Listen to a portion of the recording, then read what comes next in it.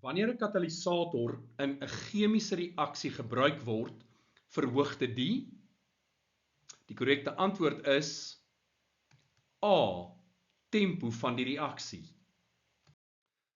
'n Katalisator werk deur die aktiveringsenergie te verlaag, sodat meer deeltjies genoeg energie het om effektief te bots en dus te reageer. 'n Katalisator versnel dus die reaksie. So A is korrek. Nou kom ons kyk na B, die hoeveelheid produkte wat verkry word.